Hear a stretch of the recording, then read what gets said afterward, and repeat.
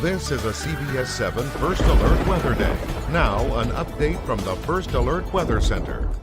Good evening, everybody. Although most of the storms have cleared out of our area for tonight, we're going to see the First Alert Weather Day continue for tomorrow because we're only going to see that severe weather threat expand for tomorrow. So looking at the radar right now, like I said, we had those storms continue to make their way out toward our east.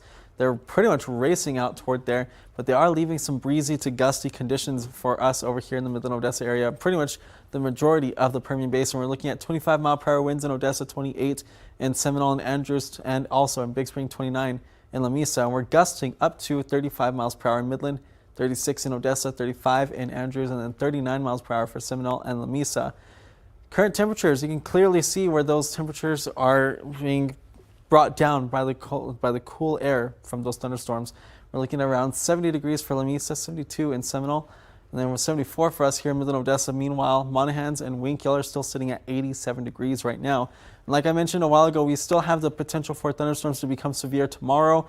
This time, the center actually creates a little bit of a bullseye between Monahans all the way to Big Spring. So you're definitely going to want to keep weather aware with us tomorrow, because the main threats for this storm system, as that cold front makes its way on in and clashes with the dry line, the main threats are going to be very large hail. Also, we're going to see damaging winds and the potential for a tornado or two. So again, you're definitely going to want to stay tuned with us so you hear all the updates and what you can expect and where things are headed.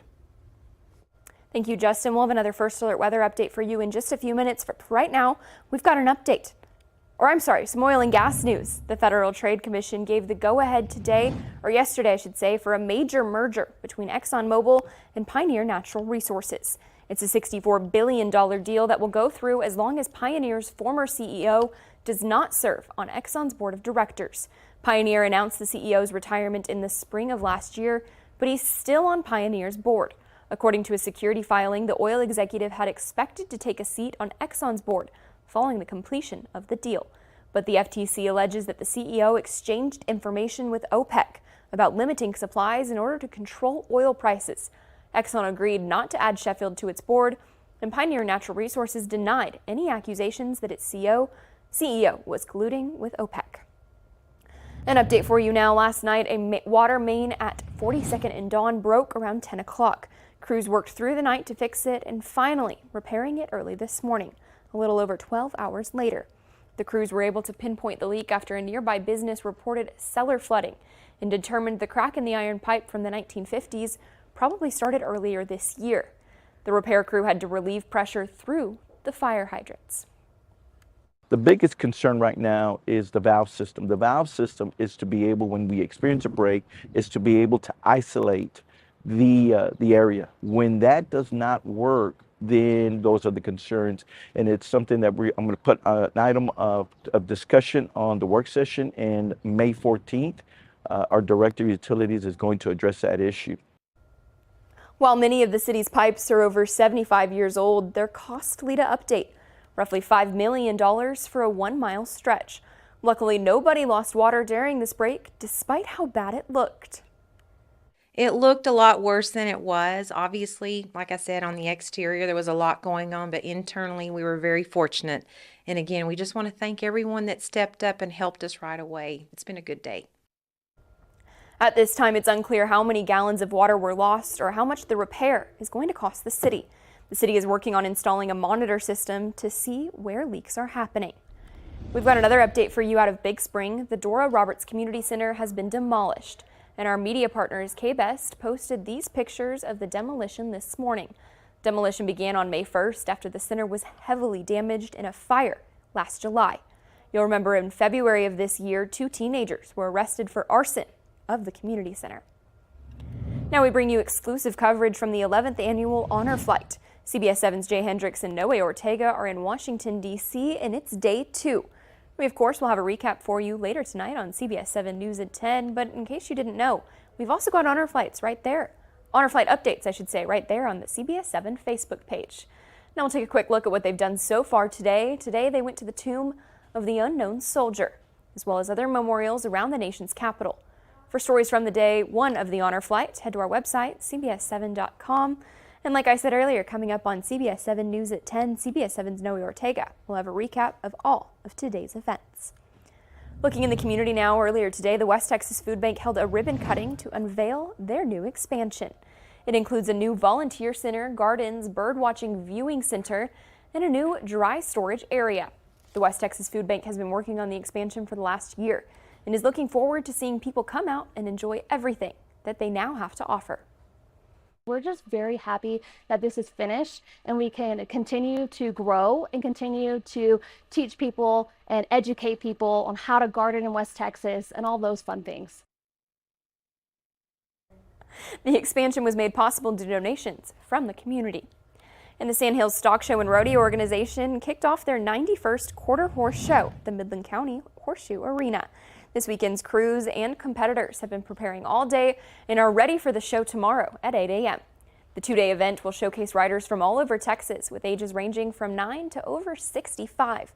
Horses and their riders will compete in all types of events for cash prizes and more, from Western riding to all breed riding. But a quarter horse show is different from your average rodeo. For people that want to come out and watch, it's free to get in, so it's free to watch. It's just not necessarily everybody's cup of tea if they compare it to a rodeo. It's not quite that much action. Occasionally somebody might get bucked off, but it's not supposed to happen at an event like this. If you're unable to make it tomorrow, the event will have a new roster of exhibitors and new judges on Sunday. And the Best of the West kicked off today at the Bush Tennis Center. The event fundraises to help first responders of the Permian Basin, Bynum School, the Permian Warrior Partnership, and even more. This weekend will host 8 events, each raising money for a different organization. Those events include a barbecue competition, a farmer's market, and a pickleball tournament. That's my personal favorite. Not only do the proceeds go directly to West Texas nonprofits, but the center is also honoring community members. We had a patron who passed away with breast cancer. So if you come out to Bush Tennis Center, you'll see that we will have a banner up honoring Mary and her family.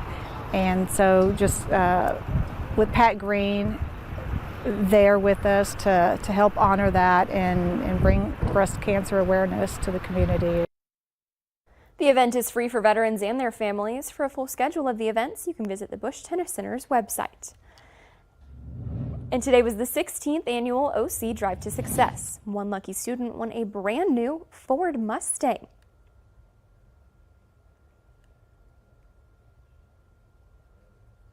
To announce the winners, OC President Gregory Williams drew the key fobs and then hit the button for the people standing next to the vehicles, sounding alarms of the winning vehicle. This year, that winner was Ryan Esperarza, a junior at Odessa College, who Williams says deserves the car. I'm so proud that he feels that Odessa College is home to him. We nurture our students, we support them, and we prepare them for the transitions that they will make in life. So I'm excited for him and Odessa College, positively OC scholar, and and one of our best students in our bachelor's program. So he's doing good work.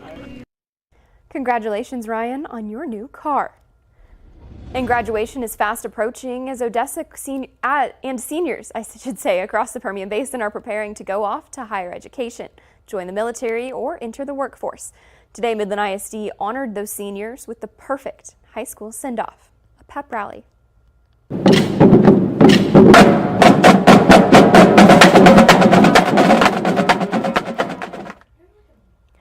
I got the chance to attend Legacy High School's celebration and witness the top 10 seniors sign their letters of intent for college. From Midland College to Harvard, these students exemplify excellence. I think the biggest thing I can attribute to my success is the debate program. Coach Wimberly was the biggest facet, and he took me to all these places, tournaments where I could learn my public speaking skills, meet other people, get a feel for what they're doing to get into college. While these students are excited to spread their wings, it's a bittersweet moment for those who helped them along the way. As a teacher, it's real important for people to understand that we form a connection with our students over the years. So you get that connection, and that's why we hate graduation so much, because it severs something there. Congratulations to the class of 2024. We here at CBS7 wish you luck on all your future endeavors. And some local sports news for you now. Well, kind of local. We don't typically have this logo up because this is Keller High School from the Dallas-Fort Worth area. The Keller softball team is in Midland right now for their playoff game, but they woke up this morning to practice like normal, only they had no equipment. The team's charter bus had been broken into and all of their equipment was gone. So, we immediately just kind of went in planning mode of, what are we going to do now? And so we kind of just started posting on social media, and the outwavering support from the town of Midland has been incredible. People have showed up to the hotel, have donated gloves. The local, Chris with the local DBAT has donated like 7 demo bats for us to use for tonight, which is incredible. And so, we're gonna go win a ball game with borrowed equipment, and we're gonna have a great time, and we're gonna keep everything as normal as we possibly can. So. The team found some of the equipment thanks to an Apple AirTag in one of the bags, but the vast majority was still missing. Tonight's game was pushed back by 2 hours to allow for more time to practice. One parent says the team lost upwards of $20,000 worth of equipment. Now the Indians were supposed to play at 8 o'clock tonight, but storms in the area have caused lightning delays. Still ahead, how college campuses are keeping graduation safe for students. That's next.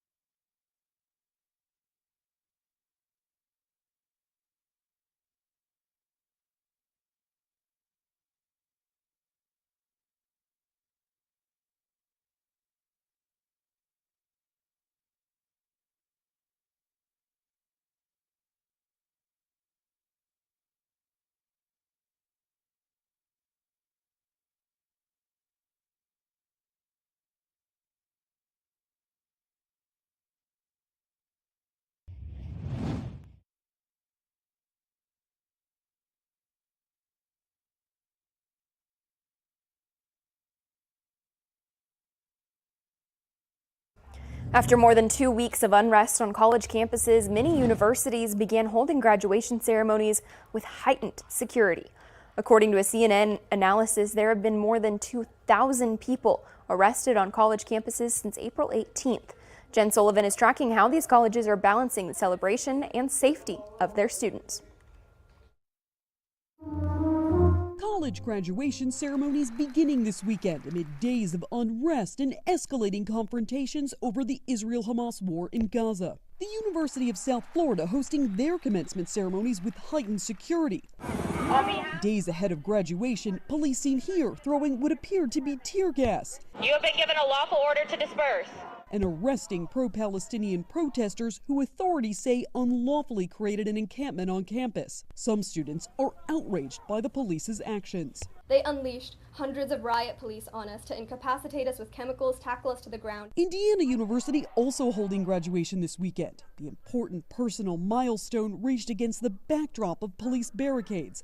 Guests entering through metal detectors. One staff member says she's boycotting the ceremony. That I've decided that I'm not going to walk in graduation. I can't do it. Ohio State University hosting graduation Sunday. Many students glad to see their ceremonies continuing as planned. The students should be the priority at a university. At Columbia University in New York, the epicenter of the pro-Palestinian movement on college campuses, the New York Police Department will be patrolling campus through at least May 17th, days after their graduation ceremonies. Colleges like University of Southern California, though, have canceled its main graduation altogether. It's a repeat of canceled ceremonies for the class of 2024, whose high school graduations were likely canceled in 2020 due to COVID. I'm Jen Sullivan reporting. And severe weather may be done for tonight, but we are expecting some more activity to fire up tomorrow. Coming up next, we'll talk about the timing and what you can expect.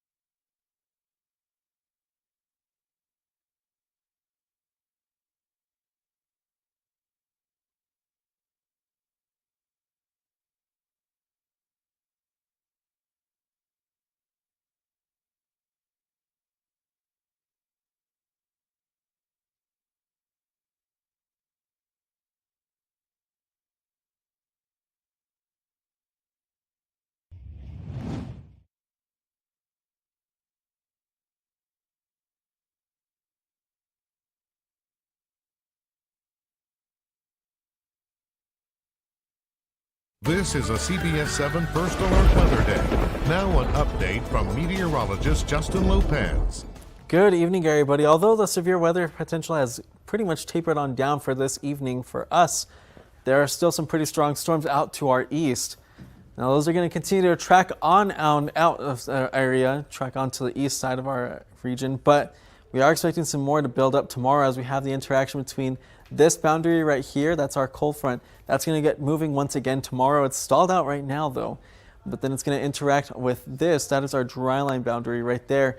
And whenever those two clash, that's when we're going to see the thunderstorms start to develop.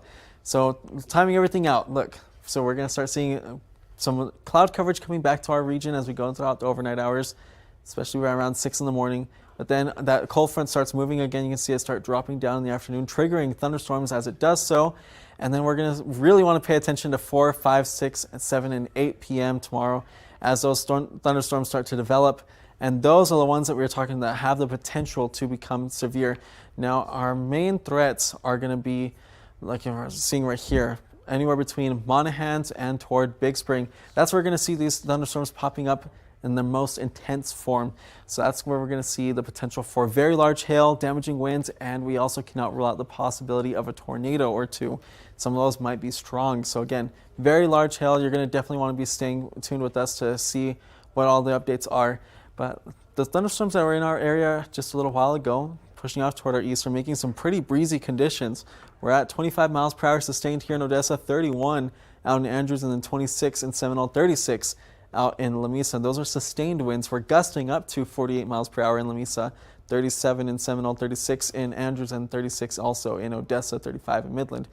Temperatures right now is in the vicinity of those thunderstorms. That cool air from them is creating 70 degrees for La Mesa and 68 for Big Spring. Meanwhile, Monaghan's are at 84, 87 in Wink. We're sitting at around 73 in the Midland Airport. So over the next couple of hours, we're going to see our temperatures continue to drop. We're going to see a temperature of around 66 degrees by around 3 in the morning, 69 getting up to around 9 in the morning. So there's still a potential to see some isolated thunderstorms heading into the overnight hours. But we're going to be dropping to a low of 61 for Midland, Odessa, 60 in Big Spring, 50 out in Marfa. And then tomorrow we're going to be rising up to 83 for Odessa, 82 degrees in Midland, and 81. That's that cold front's cooler air starting to nose its way on down to our region. But we'll still see 90 for Monaghan's and 92 for Pecos. Again, thunderstorm activity being the most active by the time we get to the latter afternoon hours. And then our conditions are going to start to dry out and warm up as we head into Monday and then onward. We're going to see some breezy conditions still on Monday, but then thunderstorm activity again for the weekend. This Sunday is National Missing and Murdered Indigenous Peoples Awareness Day. How Congress is addressing the problem up next.